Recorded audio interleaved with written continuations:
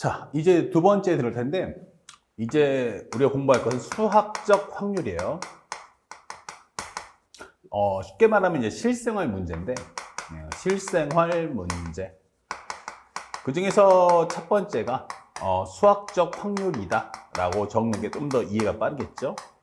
이 수학적 확률의 가장 중요한 모티브는 바로 어디를 보냐면 표본 공간을 봐주세요. 표본 공간. 여기에 포인트가 뭐냐면 시행 횟수가 1회입니다.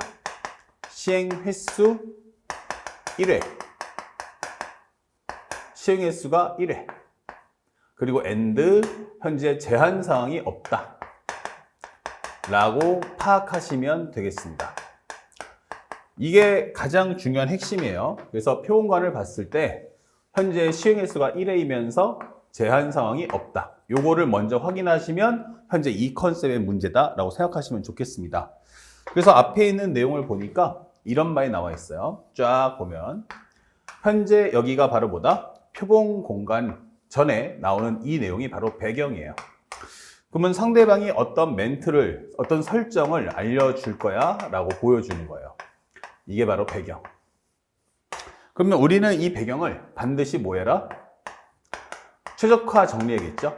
최적화 정리라는 것은 말 그대로 이 글씨를 전부 다 그림으로 해서 시각적으로 어떤 내용인지를 파악할 수 있게끔 만들어 주세요.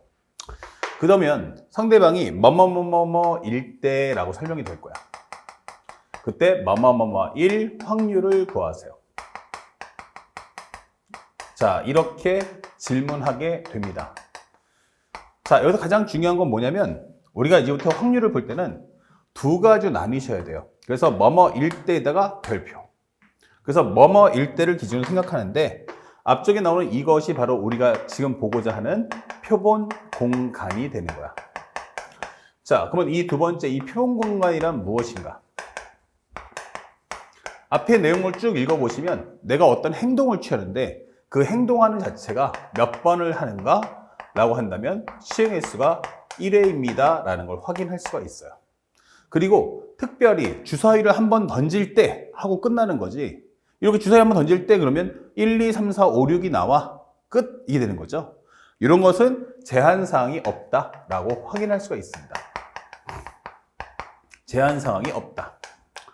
만약 주사위를 한번 던졌는데 2의 배수가 나올 때 라고 하면 주사위 던졌던 것 1, 2, 3, 4, 5, 6이 중요한 게 아니고 그중 2의 배수가 나올 때예요. 그러면 2, 4, 6 중에서 판단해 줘 하기 때문에 이럴 때는 제한사항이 있다. 이러면 이제 우리가 마지막에 배울 조건부 확률의 내용으로 바뀌는 겁니다.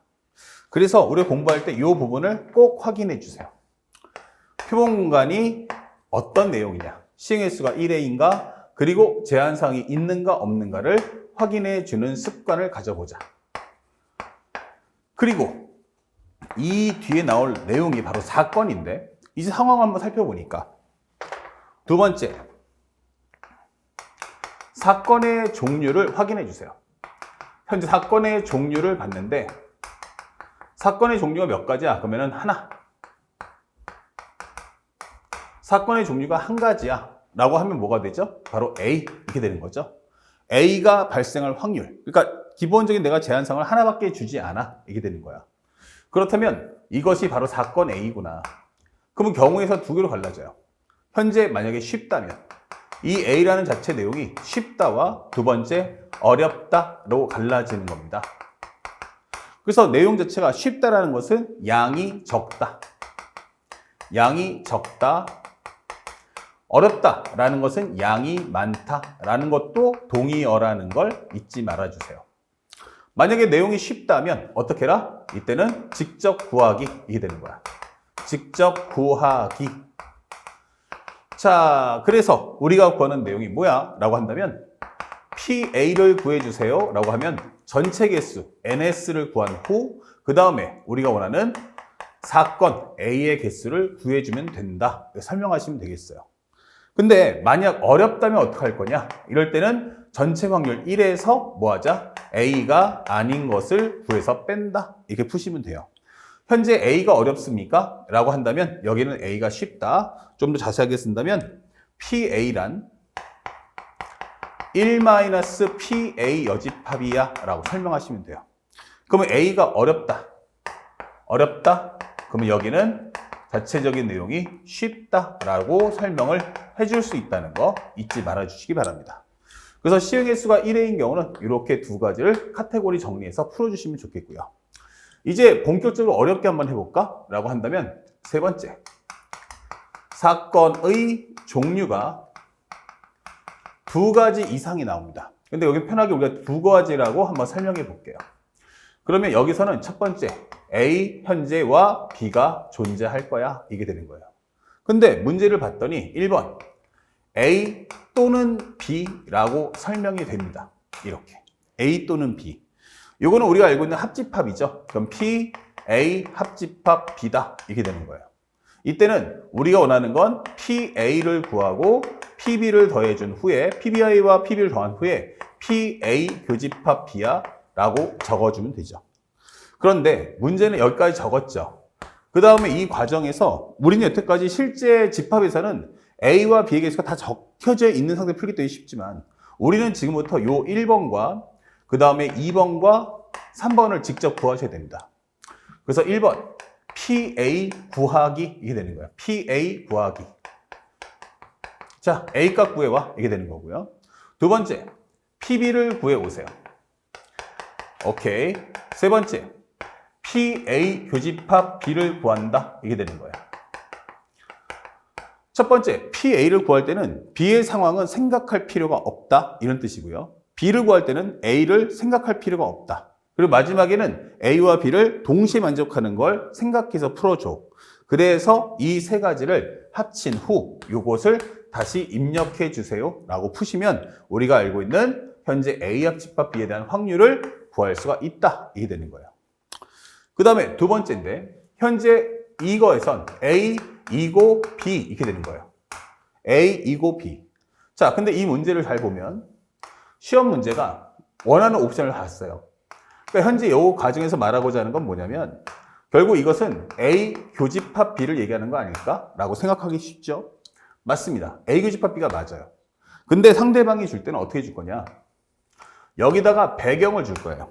첫 번째는 뭘 준다? 그럼 배경.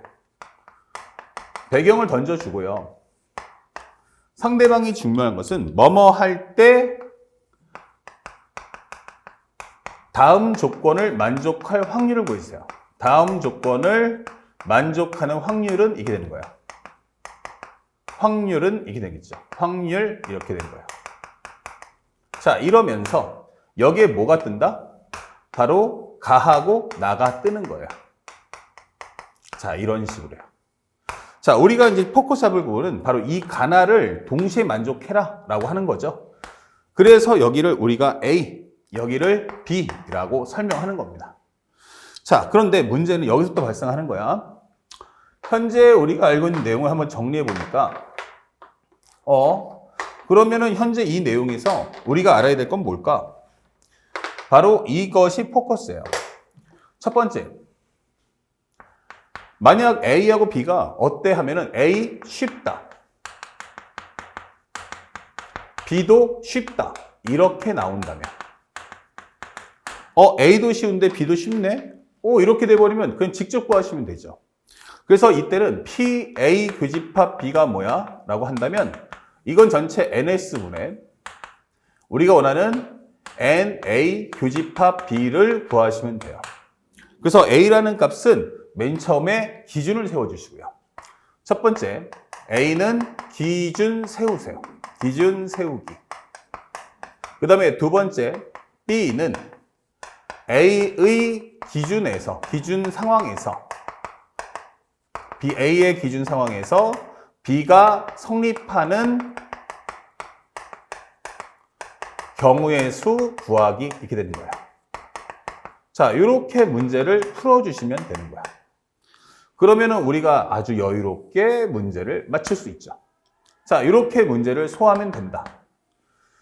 그런데 이제 두 번째 포커스예요. 만약 그렇다면 이렇게 할 수 있다면 두 번째는 경우의 수가 쪼개보니까 아니 A가 쉬운데 A는 쉬운데 B가 어려울 수 있잖아. 이렇게 되는 거죠. B가 어렵다면. 만약에 이게 둘 중에 하나 쉽고 둘 중에 하나 어려우면 어떻게 해? 이게 되는 거죠. 그렇다면 우리가 원하는 걸 잘 보세요. P, A 교집합 B를 구하는 거야. 근데 여기는 어떻다고? 쉬워요. 이게 되는 거야. 여기 쉽다. 근데 여기는 어떻다고? 어렵다. 이게 되는 거야. 그러면 바로 이때는 두 개가 다 어려운 건 아니잖아? 그러면 이건 여사건을 구해주는데 P, A 교집합 B의 여집합은 어때요? 여기는 좀 쉽지. 이게 되는 거예요. 양이 적거나 내용이 쉽다라고 설명이 되는 거야. 그럼 B의 여집합의 여집합 이래버리면 B의 여집합의 여집합은 B잖아. 이렇게 풀어달라는 거야. 그러면 이것은 P, A 마이너스 B의 여집합 이렇게 되는 거죠. 자, 이 말의 의미는 PA에서 우리가 알고 있는 현재 A 마이너스 B를 구한다면 A 빼기 B라는 것은 정확하게 말하면 A에서 A 교집합 B를 뺀다 이런 뜻이 되는 거죠. 그러니까 나는 원하는 게 A에서 P, A 교집합 B의 여집합을 구해달라는 거야. 그렇다고 또 여기서 A 빼기 B 하면 안 돼. 왜냐면 B의 여집합이 쉽다니까 쉬운 쪽을 구해달라는 얘기야. 그러면 여기서 여러분들 느껴야 될 것은 어디서 빼야 돼 하면은 1에서 빼는 게 아니고 바로 PA에서 빼는구나 라는 걸 잊지 말아야 돼요. 아시겠죠? 그래서 이 내용 반드시 꿀팁이니까 알아두셔야 됩니다.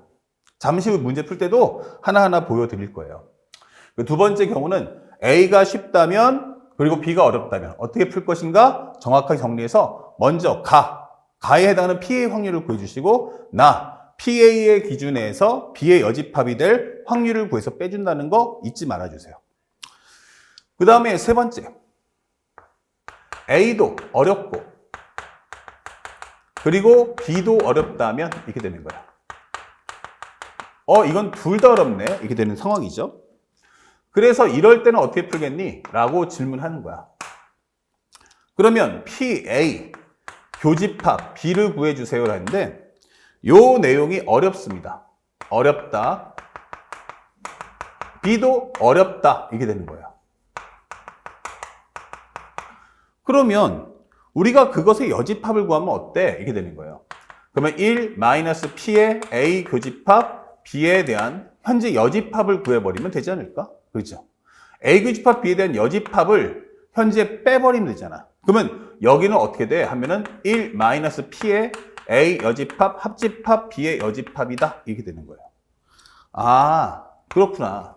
그러면 이 말은 다시 한번 합집합을 이용해서 첫 번째는 PA 여집합을 구하셔서 값을 구해주시고 PB의 여집합의 확률을 구해주시고 마지막은 PA 여집합 교집합 B의 여집합의 확률을 구한다. 이게 되는 거예요. 그래서 이렇게 해서 문제를 풀어줘야 되는구나. 그래서 우리가 알고 있는 PA 교집합 B는 바로 이러한 내용으로 값을 소화해 주세요 라고 질문하는 거예요. 이거는 우리가 앞에서 배웠던 경우의 수에도 적용되기 때문에 다시 한번 내용을 정리해서 경우의 수에다가도 입력을 같이 해주시면 좋겠습니다. 둘 다 쉽다, 하나 쉽고 하나 어렵다, 둘 다 어렵다. 알았죠? 요 세 가지는 꿀팁이니까 절대 놓치지 마시고 여러분들의 유형의 맵에다가 추가적으로 꼼꼼하게 다시 한번 정리해 주시기를 부탁드리겠습니다.